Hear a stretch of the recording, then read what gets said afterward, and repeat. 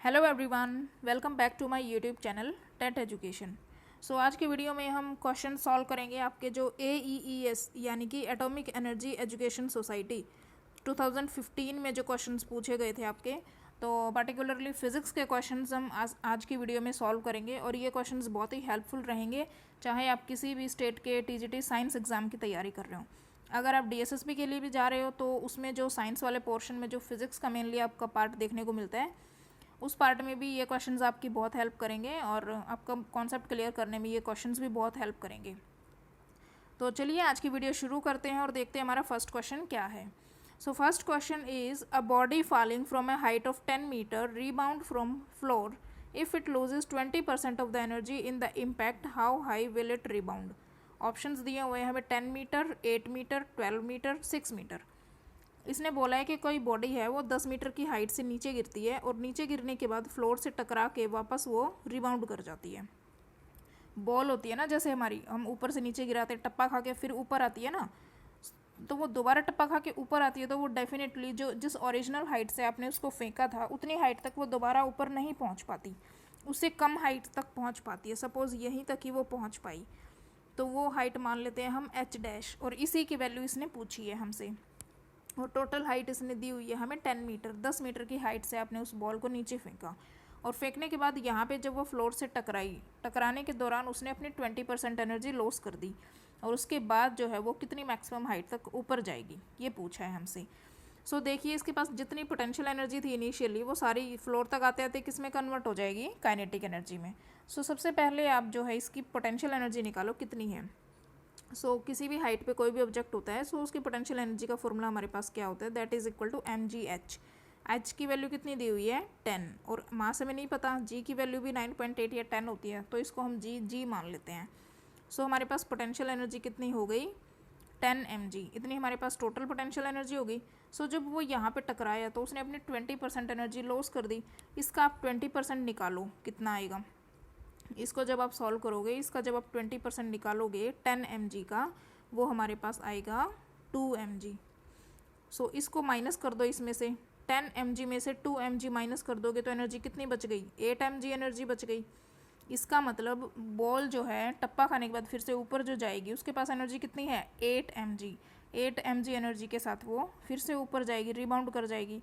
अब वो जितनी मैक्सिमम हाइट तक जाएगी, अब इसके पास यहाँ जितनी एनर्जी थी वो सारी किस में कन्वर्ट हो जाएगी, पोटेंशियल एनर्जी में कन्वर्ट हो जाएगी। इस 8 mg को हम किसके बराबर रख देंगे, 8 mg को हम सपोज वो h डैश हाइट तक गया था तो उसकी कितनी पोटेंशियल एनर्जी वहाँ तक हो जाएगी, mg h डैश हो जाएगी, उसको बराबर रख देंगे और mg से mg हमारा कैंसिल हो गया और h डैश की वैल्यू यहाँ पे हमारे पास निकल के आती है 8 मीटर।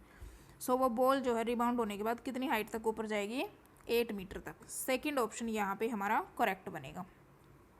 आई होप आपको ये क्वेश्चन समझ आया होगा। अगर आपको कोई डाउट रहता है तो आप कमेंट बॉक्स में कमेंट करके पूछ सकते हो, अदरवाइज़ आप टेलीग्राम ग्रुप पे भी जुड़ सकते हो, उसका भी लिंक मैंने नीचे डिस्क्रिप्शन बॉक्स में दिया हुआ है और अपने डाउट वहाँ पे भी पूछ सकते हो।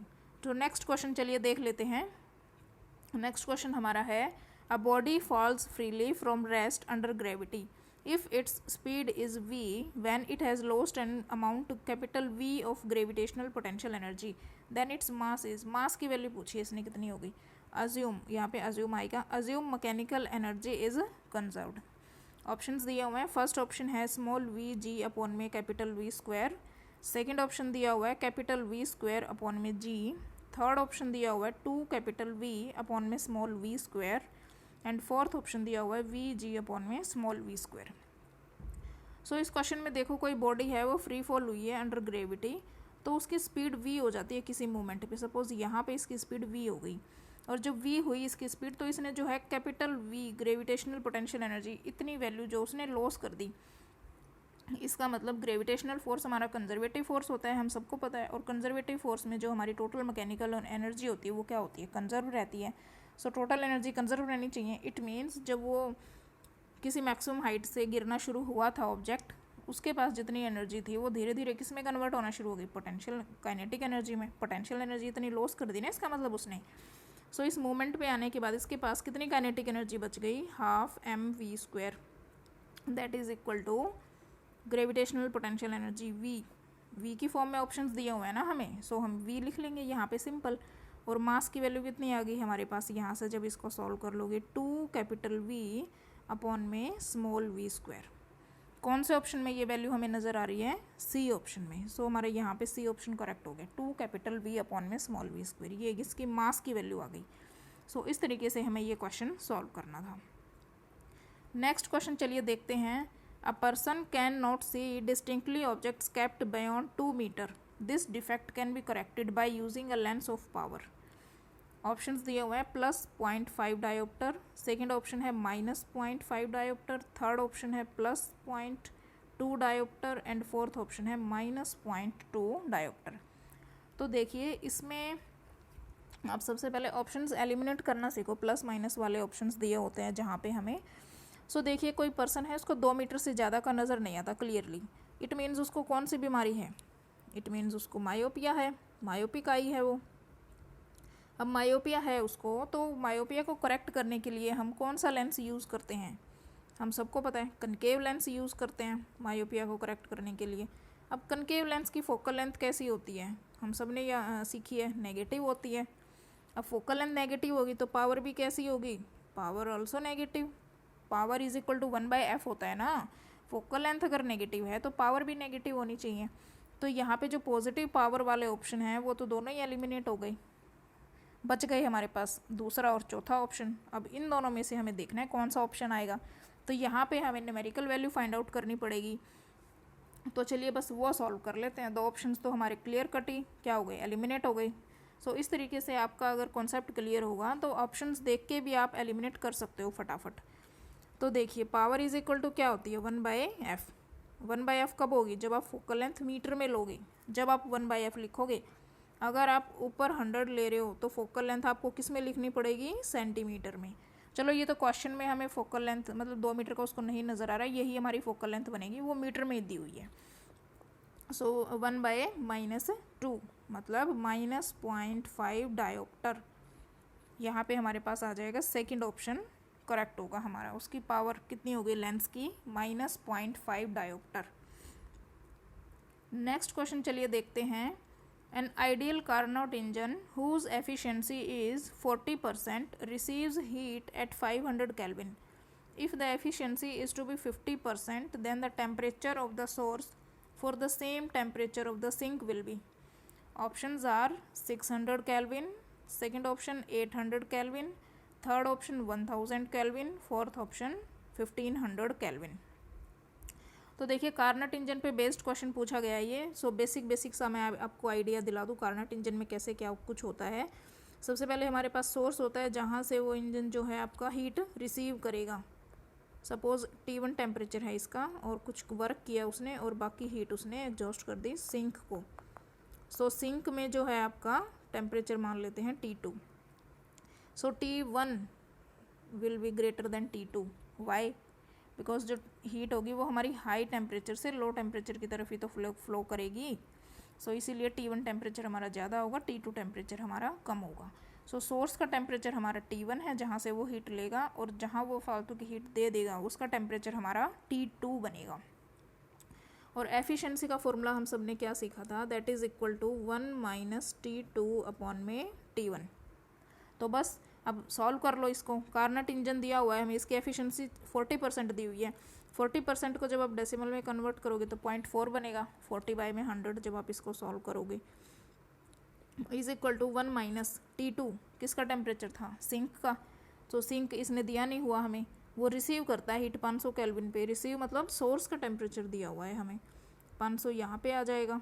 जब आप इसको सॉल्व करोगे तो आप सिंक का टेम्परेचर यहाँ से आपके पास वैल्यू आएगी 300 केल्विन। ये आपके पास सिंक के टेम्परेचर की वैल्यू आ गई 300 केल्विन। अब नेक्स्ट इसने बोला है कि अगर एफिशिएंसी 50% हो जाए तो सोर्स का टेम्परेचर कितना होगा। सिंक का टेम्परेचर हमें सेम रखना है 300 केल्विन, अभी निकाला ना, इसकी वैल्यू हमें सेम रखनी है 300 केल्विन। सिर्फ हमें सोर्स के टेम्परेचर की वैल्यू बतानी है अगर एफिशिएंसी 50% हो जाए। बस फिर से इस फॉर्मूले में पुट कर दो, efficiency is equal to 1 - T2 upon में T1।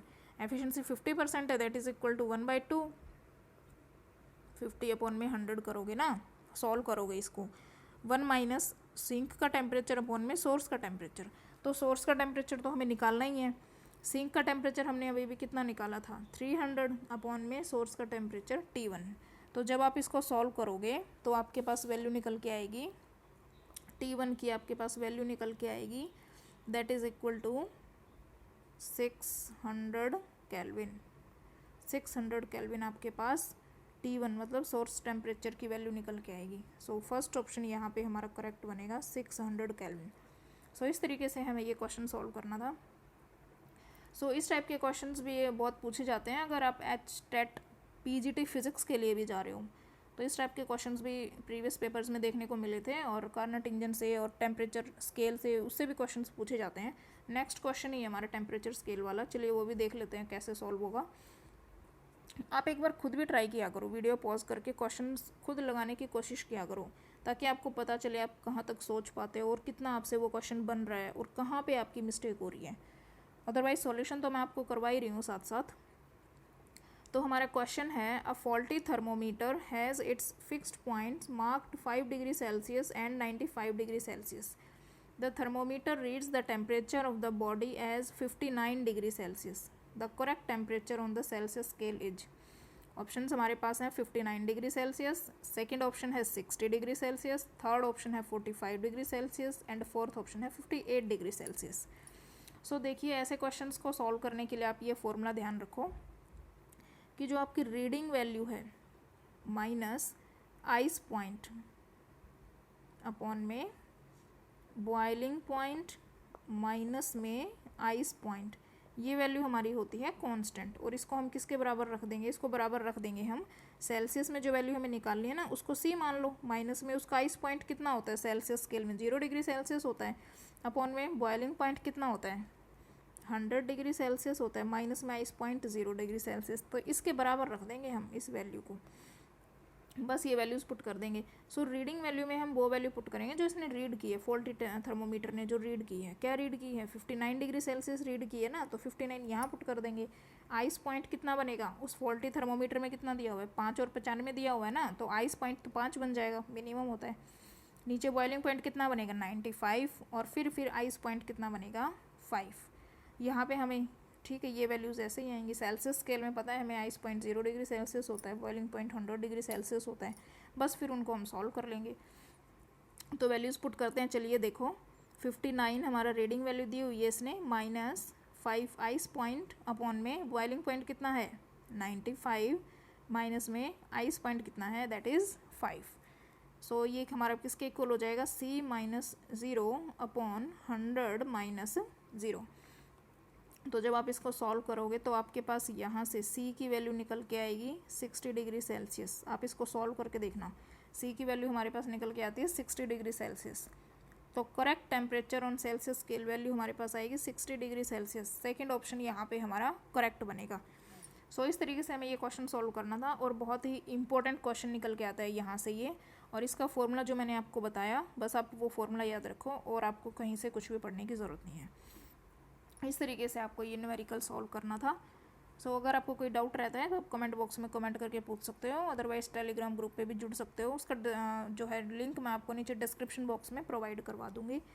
सो ये थे आज के हमारे कुछ 5 क्वेश्चंस और 3-4 क्वेश्चंस और रहते हैं, वो मैं आपको नेक्स्ट वीडियो में डिस्कस कराऊँगी। और इस तरीके से आपका जो AEES वाला 2015 वाला जो पेपर है वो कंप्लीट हो जाएगा। मैथ्स वाले मैं सॉल्व नहीं कराऊँगी, फिज़िक्स के मेनली मैं आपको सॉल्व करवाऊँगी। और आप क्वेश्चंस प्रैक्टिस करो, प्रीवियस पेपर आपको जितने भी मिलते हैं आप वो क्वेश्चंस सॉल्व करो ज़्यादा से ज़्यादा, उससे ज़्यादा बेनिफिट होगा आपको और आपका मेन कॉन्सेप्ट जो है वो अच्छे से क्लियर होना चाहिए। सो मिलते हैं नेक्स्ट वीडियो में ऐसे ही और इंटरेस्टिंग क्वेश्चंस के साथ। Till then keep learning and bye bye, take care.